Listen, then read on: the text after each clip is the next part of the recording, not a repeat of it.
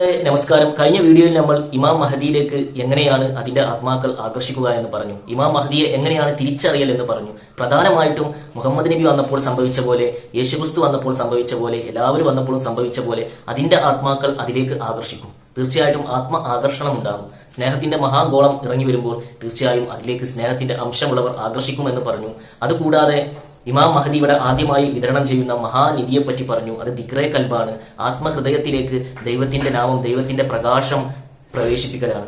തീർച്ചയായിട്ടും അവിടെയാണ് ദൈവം നോക്കുന്നത്, അവിടെയാണ് അള്ളാഹു നോക്കുന്നത്. അവിടെ ഉണർന്നാലാണ് എല്ലാം തിരിച്ചറിയൽ. അതാണ് തിരിച്ചറിയാനുള്ള മാനദണ്ഡം എന്നുള്ളതും പറഞ്ഞു. ഇന്ന് നമ്മൾ പരിശോധിക്കുന്ന വിഷയം കറുത്ത കൊടി എന്നതാണ്. നമ്മൾ വേറെ ഒരു കാര്യം കൂടി പറഞ്ഞു. ബാഹ്യമായിട്ടുള്ള കാര്യങ്ങൾ നോക്കി മുഹമ്മദ് നബിയെ കാത്തിരുന്നവർ, യേശുക്രിസ്തുവിനെ കാത്തിരുന്നവർ ഒക്കെ തെറ്റിക്കപ്പെട്ടിട്ടുണ്ട്. കാരണം ബാഹ്യമായ കാര്യത്തിൽ കാലശേഷം മായം കലർന്നിട്ടുണ്ടാകും. അപ്പോൾ അതിൽ തെറ്റായത് എഴുതിയിട്ടുണ്ടാകും. മാത്രമല്ല ചിലതിന്റെ കാര്യം എന്താണ്, അതിന്റെ ഉള്ളർത്ഥം എന്താണ്, അതുകൊണ്ട് എന്താണ് ഉദ്ദേശിച്ചത് എന്ന് അറിയില്ല. മറിച്ച് അതിന്റെ തെറ്റായ അർത്ഥതലത്തിലാകും ആളുകൾ നോക്കിയിരിക്കുന്നത്. അപ്പോൾ ഇവിടെ ഇമാം മഹദി വരുമ്പോൾ ഇമാം മഹദിയുടെ സംഘം കറുത്ത കൊടിക്കാരാകുമെന്ന് പറയുന്നുണ്ട്. എന്താണ് ഈ കറുത്ത കൊടിക്കാരാകുമെന്ന് പറഞ്ഞാൽ അർത്ഥമെന്ന് തീർച്ചയായിട്ടും നമുക്ക് പരിശോധിക്കാം. ഒരു കറുത്ത കൊടി, ഒരു ശീലകഷ്ണം കറുത്ത കൊടിയാക്കി ഇമാം മഹദിയുടെ ആളുകൾ എല്ലാവരും പിടിക്കലാണെങ്കിൽ അത് എല്ലാവർക്കും കാണിക്കാം. എല്ലാവർക്കും, നിങ്ങൾക്ക് ആർക്കെങ്കിലും വേണമെങ്കിൽ ഒരു സംഘത്തെ ഉണ്ടാക്കി അതിന് കറുത്ത കൊടി കൊടുക്കാം. അതുപോലെ തന്നെ തീർച്ചയായിട്ടും ഇവിടെ ദജ്ജാൽ വരുമ്പോൾ ദജ്ജാലും കറുത്ത കൊടി ദജ്ജാലിന് പിടിക്കാം. ബാഹ്യമായ അടയാളം കൊണ്ട് എന്ത് തട്ടിപ്പും കാണിക്കാം എന്നുള്ളതാണ്. എന്നാൽ എന്താണ് കറുത്ത കൊടി എന്ന് പരിശോധിക്കുമ്പോൾ തീർച്ചയായിട്ടും തസവുഫ് അറിയണം, ആത്മീയത അറിയണം. നമ്മുടെ കറുത്ത കൊടി, കറുത്ത പട്ടി എന്നറിയപ്പെടുന്നത് നമ്മുടെ നെഫ്സാണ്. നമ്മുടെ നെഫ്സാണ് കറുത്ത പട്ടി എന്നറിയപ്പെടുന്നത്.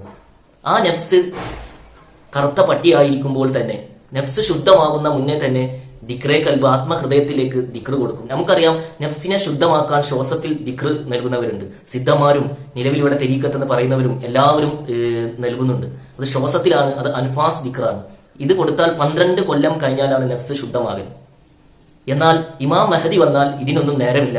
ഇമാം മഹദി ഔദാര്യവാനാണ്. ആ മഹാത്മാവ് ആദ്യമായി നൽകൽ തന്നെ ദിക്റേ കൽബാണ്. ആത്മീയതയുടെ ആദ്യ സ്റ്റെപ്പ് കൽബാണ്. കാരണം നെഫ്സ് എന്നത് ഭൗതികമായിട്ടുള്ള സംഭവം തന്നെയാണ്, അത് ആത്മീയതയല്ല. അപ്പൊ തീർച്ചയായിട്ടും ഇമാം മഹദി ഈ കറുത്ത പട്ടികൾക്ക്, നെഫ്സ് പോലും ശുദ്ധമാകാത്ത കറുത്ത പട്ടികൾക്ക് തന്നെ ദിക്റേ കൽബ് നൽകും. തീർച്ചയായിട്ടും ദിക്റേ കൽബ് നൽകി കഴിഞ്ഞാൽ ദൈവത്തിന്റെ ദിവ്യ വെളിച്ചം, ദൈവത്തിന്റെ നാമം അവിടെ പ്രവേശിച്ചു കഴിഞ്ഞാൽ അവിടെ നിന്ന് ദിവ്യ പ്രകാശം, നൂറ് പ്രവഹിച്ചുകൊണ്ട് 12 കൊല്ലമൊന്നും വേണ്ട, അതിന് മുന്നേ തന്നെ നെഫ്സ് ശുദ്ധമാകും എന്നുള്ളത് വേറെ ഒരു യഥാർത്ഥം. അപ്പോൾ ഇതാണ് കറുത്ത പട്ടികൾ, ഇതാണ് കറുത്ത കൊടി, ഇവിടെയാണ് കറുത്ത കൊടി. എന്നാൽ ഇതൊന്നും ജനങ്ങൾക്കറിയില്ല. കാരണം ഇവിടുത്തെ പണ്ഡിതന്മാർക്കും പുരോഹിതന്മാർക്കും തസവുഫ് അറിയില്ല, ആത്മീയത അറിയില്ല. അത് ഇവിടുന്ന് നഷ്ടപ്പെട്ടു പോയിരിക്കുന്നു. അത് പഠിപ്പിക്കാൻ കൂടിയാണ് ഇമാം മഹദി വരുന്നത്. ഇമാം മഹദി വന്നാൽ തന്നെയാണ് അതിനെല്ലാം പഠിപ്പിക്കൽ എന്നുള്ളത് നിങ്ങൾ മനസ്സിലാക്കുക.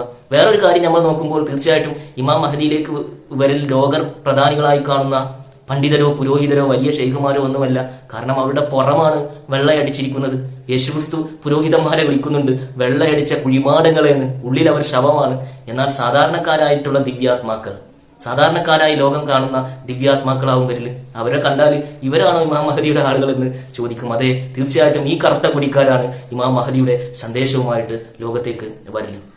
റസൂൽ സല്ലല്ലാഹു അലൈഹി വസല്ലം പറയുന്നുണ്ട്, ഇമാം മഹദിയുടെ സംഘത്തെ കണ്ടാൽ അവർക്ക് നിങ്ങൾ ഉത്തരം നൽകണമെന്ന്. സംഘത്തെ കണ്ടാൽ, അതായത് ഇമാം മഹദി ഇവിടെ വന്നുകൊണ്ട് ദിക്റേ കൽബാകുന്ന മഹാനിധി വിതറിക്കൊണ്ട് അദ്ദേഹത്തിന് ഈസാ നബി പോയ പോലെ ഒരു രഹസ്യം ഉണ്ടാകും. പിന്നീട് മഹാത്മാവ് ഈസാ നബിയെയും കൂട്ടി തിരിച്ചു വരൽ.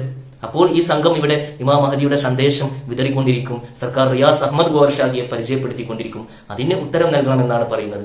സുഹൃത്തുക്കളെ, തീർച്ചയായിട്ടും നമ്മൾ ആവർത്തിക്കുകയാണ്, 20 വർഷത്തിലേറെയായ അവിടുത്തെ പ്രതിനിധി സയ്യിദ് യൂനിസ് അൽ ബോഹർ ലോകത്തെ മാനവരാശിയെ വിളിക്കുന്നു. നിങ്ങൾ അതിന്റെ ആത്മാവാണെങ്കിൽ തീർച്ചയായിട്ടും നിങ്ങൾ അതിലേക്ക് ആകർഷിക്കും. അതിലേക്ക് ക്ഷണിക്കാനാണ് ഈ വീഡിയോ. തീർച്ചയായിട്ടും നിങ്ങൾക്ക് എല്ലാവർക്കും, ലോകത്തുള്ള എല്ലാവർക്കും ഇത് പഠിച്ചു നോക്കാം. അൾട്രാ TV അടിക്കാം, സെർച്ച് ചെയ്യാം. സുഹൃത്തുക്കളെ, അപ്പോൾ നിങ്ങൾ ഓർക്കേണ്ട കാര്യം, ഒരു കറുത്ത കൊടി, ഒരു ശീലകഷ്ണത്തിന്മേൽ ഒരു വടിയിൽ കറുത്ത കൊടി കെട്ടി ആർക്കും വരാം. നിങ്ങൾക്കും കാണിക്കാം, ദജ്ജാലിനും കാണിക്കാം. എന്നാൽ നെഫ്സ് ശുദ്ധമാകുന്ന മുന്നേ ദിക്റേ കൽബ് കൊടുക്കാൻ, ദിക്റേ കൽബ് കൊടുത്ത് ലക്ഷങ്ങളുടെ ഹൃദയത്തിൽ, മാനവരാശിയുടെ ലക്ഷങ്ങളുടെ ഹൃദയത്തിലേക്ക് ദിക്റേ കൽബ് പ്രവേശിപ്പിച്ച് ഉള്ളിൽ അള്ളാഹുവിന്റെ നാമമാക്കാൻ, അള്ളാഹുവിന്റെ ദൈവത്തിന്റെ ദിവ്യ വെളിച്ചമാക്കാൻ ഇമാം മഹദിക്കേ കഴിയുള്ളൂ. അത് നടത്തിയത് സർക്കാർ റിയാസ് അഹമ്മദ് ഗോഹർഷാഹിയാണ്. അപ്പോൾ തീർച്ചയായിട്ടും കേട്ടപാട് നിഷേധിക്കുന്നവരാകാതെ, അതുപോലെ തന്നെ പണ്ഡിതന്മാരുടെയും പുരോഹിതന്മാരുടെയും വാക്ക് കേൾക്കാതെ, പണ്ഡിതന്മാരുടെയും പുരോഹിതന്മാരെയും കേട്ടവർ തീർച്ചയായിട്ടും യേശുക്രിസ്തുവിനെ നിഷേധിച്ചിട്ടുണ്ട്, മുഹമ്മദ് നബിയെ നിഷേധിച്ചിട്ടുണ്ട്, എല്ലാം ചെയ്തിട്ടുണ്ട്. തീർച്ചയായിട്ടും അത് കേൾക്കാതെ നിങ്ങൾ സത്യത്തിന്റെ ആത്മാവാണെങ്കിൽ, അന്വേഷികളാണെങ്കിൽ തീർച്ചയായിട്ടും പഠിക്കാൻ തയ്യാറാകും എന്ന് പറഞ്ഞുകൊണ്ട് ഏവർക്കും